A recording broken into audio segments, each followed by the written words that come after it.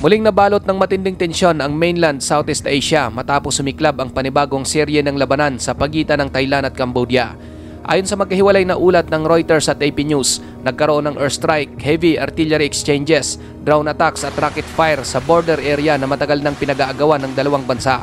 Ito ang pinakamalaking sagupaan mula pa noong 2011 at muling nagbabadya ng seryosong destabilization sa rehiyon. Sa panahong abalang ASEAN sa pagharap sa global economic slowdown at tumitinding geopolitical pressure mula sa China at US, bigla namang umigting ang isang sigalot na mahigit isang dekada nang hindi tuluyang natatapos. Isang paalala na kahit ang tinatawag na stable Southeast Asia ay may mga natutulog na tensyon na maaring sumabog anumang oras. Ayon sa Reuters Defense Update, nagsimula umano ang panibagong bakbakan nang maglunsad ang Cambodian forces ng China-made rockets at precision drone strike na tumama sa ilang Thai border outpost na agad nagdulot ng tensyon at mabilis na military mobilization sa magkabilang panig. Bilang tugon, agad namang kumilos ang Thailand at ginamit ang kanilang Royal Thai Air Force na naglunsad ng air-to-ground strikes bilang direktang ganti at pagtatanggol sa kanilang teritoryo. Habang patuloy na nagbabatuhan ng akusasyon ng dalawang bansa kung sino ang unang nagpaputok, isang bagay ang malinaw, mas mataas at mas delikado ang level of force na ginamit ngayon kumpara sa mga naunang border incidents. Sa ganitong klase ng escalation, hindi maiwasang itanong kung gaano kalawak ang magiging domino effect nito at kung paano nito babaguhin ang regional security architecture ng Southeast Asia. Lumala rin ng husto ang humanitarian situation sa lugar habang patuloy ang putukan. Ayon sa Al Jazeera, libo-libong Cambodian villagers ang napilitang lumikas mula sa kanilang mga tahanan matapos tamaan ng sunod-sunod na rocket fire at artillery shelling ang mga komunidad na dating tahimik at agrikultural ang kabuhayan. Sa panig naman ng Thailand, daan-daang residente ang inilikas papunta sa mga temporary shelters. Dala ang takot na anumang oras ay maaring lumawak ang bakbakan at umabot hanggang sa kanilang mga barangay. Sa mabilis na paglikas ng mga sibilyan, marami sa kanilang walang dalang kahit anong gamit. Isang senaryo na nagpapakita kung gaano ka-intense, ka-volatile at kadelikado ang sitwasyon sa ground level. Dahil dito, nagkaroon ng pressure ang dalawang gobyerno para agad na bawasan ang tensyon. Ngayon mga kapatid, kung susuriin ang pinagmula ng sigalot, malinaw na hindi ito simpleng border misunderstanding na maaaring resolbahin sa pamamagitan ng minor adjustments. Ayon sa The Guardian, ang tensyon sa pagitan ng Thailand at Cambodia ay malalim ang pinaghuhugutan.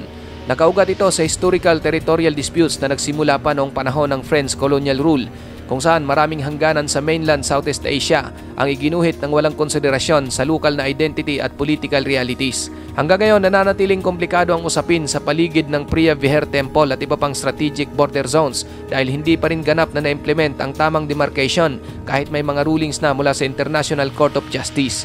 Sa madaling salita, bawat pagputok ng baril, bawat rocket exchange at bawat airstrike ay nakatali sa dekada-dekadang historical grievance na paulit-ulit na sumusulpot dahil hindi pa rin natutugunan ng buo sa diplomatikong paraan.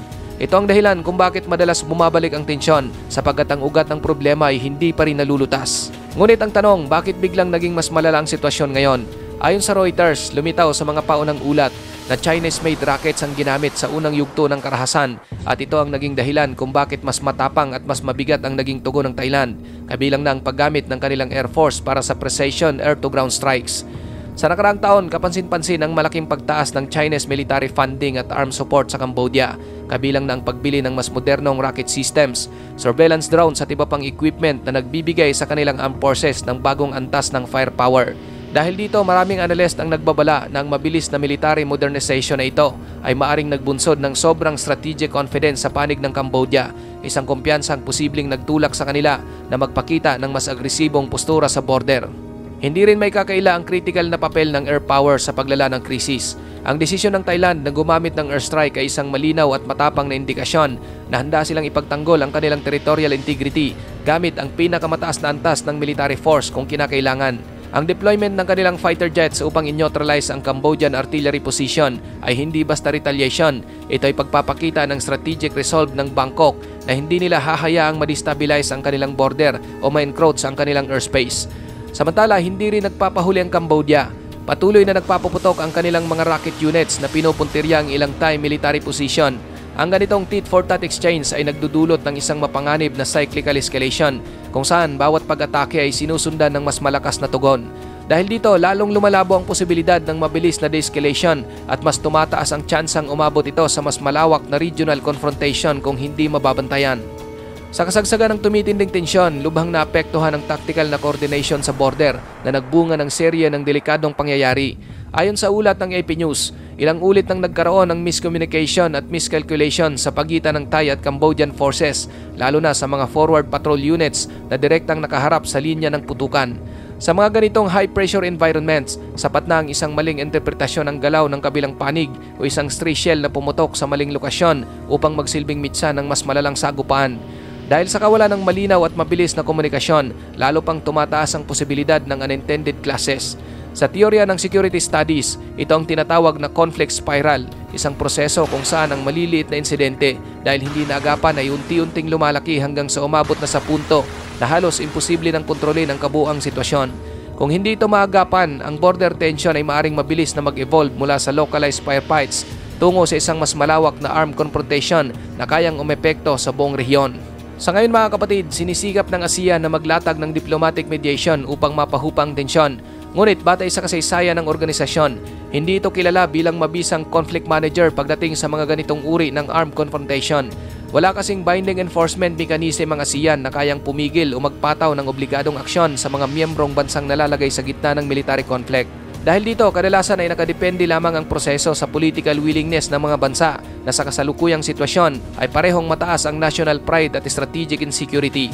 At dahil parehong miyembro ng ASEAN ang Thailand at Cambodia, lalo pang nagiging awkward para sa rehiyon ng insidente sapagkat ipinapakita nito ang malalim na limitasyon ng ASEAN Way, isang diplomatic culture na nakabatay sa non-interference, consensus at mabagal na deliberation. Sa pangyayaring ito, muling nabubunyag ang kahinaan ng ASEAN. Wala itong epektibong conflict response framework na makakapigil sa paglala ng sigalot kahit pa ang stability ng buong Southeast Asia ang nakataya. Ang nangyari ngayon sa dalawang bansa ay maaring sabihin ng ilan na isang simpleng border incident lamang. Ngunit malayo ito sa katotohanan dahil sa mas malalim na geopolitical context. Malinaw na mayroong mas malaking puwersang gumagalaw sa likod ng tensyon at kabilang dito ang strategic involvement ng China. Ang mabilis na military modernization ng Cambodia nitong mga nakarang taon ay malaking bahagi ng Chinese funding, arms supplies at advisory support na nagbibigay sa Phnom Penh ng mas mataas na confidence sa kanilang border posture. Dagdag pa rito, mayroon ng malinaw na presensya ang China sa Cambodian military infrastructure, partikular sa Rim Naval Base, ayon sa Reuters investigative report na matagal nang isinasangkot sa posibilidad ng pagiging future Chinese naval hub sa Gulf of Thailand. Dahil dito, nakikita ng Thailand ang nagbabagong kapangyarihan sa kanila mismong bakuran, isang shifting power balance na may implikasyon hindi lamang sa border security, kundi pati sa regional hegemony sa mainland Southeast Asia. At para sa Bangkok, hindi nila maaring baliwalain ang ganitong strategic realignment, lalo na't direktang nakaapekto ito sa kanilang national security at geopolitical leverage. Ang Thailand mga kapatid ay may matagal at malalim na ring ugnayan sa Estados Unidos at sa buong mainland Southeast Asia. Isa ito sa mga bansang hindi gaanong pro-China kumpara sa Cambodia at Laos. Ang strategic orientation na ito ay nagbibigay sa Bangkok ng mas matibay na backing sa teknolohiya, intelligence at military coordination, ngunit naglalagay din sa kanila sa mas komplikadong geopolitical environment. Dahil dito, maraming analyst ang naniniwala na ang Thai-Cambodian conflict ay maaring tignan bilang isang mini proxy tension kung saan ang impluensya ng China at US ay hindi maiiwasang pumasok sa dynamics ng insidente. Bagamat walang direct intervention mula sa mga great powers, ngunit malinaw ang epekto ng kanilang geopolitics sa galaw at decision-making ng dalawang bansa mula sa pagpili ng military equipment hanggang sa level ng aggression sa border. Sa madaling salita, ang simpleng territorial dispute ay nagiging mas komplikado at delikado dahil sa interplay ng global strategic interest na maaring magpalala ng conflict o pahabain ng tagal ng tensyon. Kung susuriin naman natin ang military capability ng dalawang bansa, malinaw na mas modernized at mas malakas ang Thai Armed Forces kumpara sa Cambodia. Mas malawak ang kanilang air power, kabilang ang advanced fighter jets at attack helicopters. Mas moderno rin ang kanilang navy at may multi-role frigates at patrol vessels. At mas integrated ang kanilang command structure na nagbibigay daan sa mas mabilis na coordination sa air, land at naval operations. Gayunpaman, hindi dapat maliitin ang Cambodia. Ang patuloy at tuloy-tuloy na military aid mula sa China, mula sa advanced rocket systems, surveillance drones hanggang sa strategic advisory ay nagbibigay sa kanila ng kakayahang lumaban sa isang asymmetric ngunit epektibong paraan. Ang notable na pagtaas ng rocket and missile capability ng Cambodia ang isa sa mga pangunahing dahilan kung bakit mas mapanganib at mas mabilis ang border exchange ngayong taon. Sa ground level, hindi rin maiiwasan ang posibilidad ng mas malawak na collateral damage habang nagpapatuloy ang mga firefight sa border. Ang mga artillery exchanges at rocket attacks ay nagdudulot ng sunog sa mga komunidad, pagkasira ng kabuhayan tulad ng livestock at agricultural resources at pagkaapekto sa mga local trade routes na matagal nang pinagkakakitaan ng mga residente.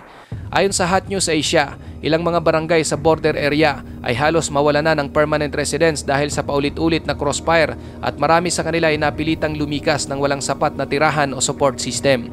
Habang tumatagal ang labanan, lalo pang lumalaki ang humanitarian burden na kailangang tugunan ng dalawang gobyerno mula sa emergency relief at evacuation logistics hanggang sa reconstruction at psychosocial support. Ang sitwasyong ito ay malinaw na nagpapakita na ang border dispute ay hindi lamang military issue, kundi komprehensibong krisis na humahampas sa civilian population at regional stability. Sa strategic na pananaw, tinutukoy ng mga eksperto ang tatlong posibleng senaryo na maaaring mangyari sa pagitan ng Thailand at Cambodia. Una, maaaring magkaroon ng short-term ceasefire, ngunit napaka-fragile nito dahil sa historical mistrust at patuloy na presence ng advanced weaponry sa border. Kahit pansamantala, ang ceasefire ay madaling masira dahil sa street fire, miscommunication o isolated provocations. Pangalawa, posibleng maging prolonged conflict kung saan magpapatuloy ang intermittent artillery fire, drone attacks at small-scale skirmishes sa loob ng buwan o taon gaya ng nangyari noong early 2010. Ang ganitong senaryo ay hindi lamang nakakaapekto sa border residents kundi pati na rin sa economic activities, trade routes at regional security perception. Pangatlo at pinakadelikado ay ang escalation into a major border war, lalo na kung mayroong mass casualties o kung papasok ang external powers tulad ng China sa equation na maaaring mag-transform ng localized skirmish sa mas malawak na geopolitical confrontation. Ang bawat senaryo ay may malalim na implikasyon hindi lamang sa Thailand at Cambodia, kundi pati sa stability ng mainland Southeast Asia at Indo-Pacific region. Gayunpaman, karamihan sa mga analyst ay naniniwalang hindi pa mauuwi sa full-scale war ang sitwasyon dahil ang parehong bansa ay hindi ganap na handa sa malawakang economic disruption na kakibat ng ganitong labanan. Ang mga pangunahing ekonomiya, transport networks at agricultural production ay maaaring lubhang maapektuhan kung tuluyang sumiklab ang matinding kaguluhan. Ngunit kahit hindi maging total war, ang paulit-ulit na sagupaan sa border ay sapat na upang guluhin ang stability ng mainland Southeast Asia, magdulot ng tensyon sa mga kalapit na bansa at humina ang confidence sa regional security. At kung mananatiling mahina o mabagal ang diplomatic intervention, posibleng maging new normal ang sporadic border clashes sa rehiyong ito na magpapakita ng systemic vulnerabilities sa conflict management ng ASEAN at ng mga miyembrong estado. Ang sitwasyong ito ay nagpapaalala na ang militar at geopolitical dynamics sa Southeast Asia ay nananatiling fragile at sensitibo na may potensyal na lumaki sa mas malawak na regional confrontation kung hindi maagapan. Sa huli mga kapatid, ang tanong ay simple ngunit may mabigat na implikasyon. Hanggang kailan magtitiis ang Thailand at Cambodia sa lumalalang tensyon bago tuluyang humantong sa mas malawak at mas mapanganib na digmaan? Sa isang mundo kung saan lumalawak ang militarisasyon, modernisasyon ng armas at nagbabago ang regional balance of power, kahit ang isang maliit na spark sa border ay may potensyal na maging sunog na mahirap nang apulahin na maaring magdulot ng destabilization hindi lamang sa dalawang bansa kundi sa buong mainland Southeast Asia.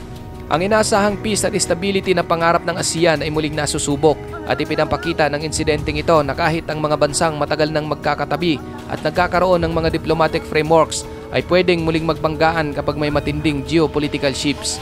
Ang kasalukuyang sitwasyon ay isang malinaw na paalala. Ang regional security ay delikado at ang kahinaan ng conflict management structures ay maaring magbukas ng pinto sa mas malalaking krisis kung hindi maagapan.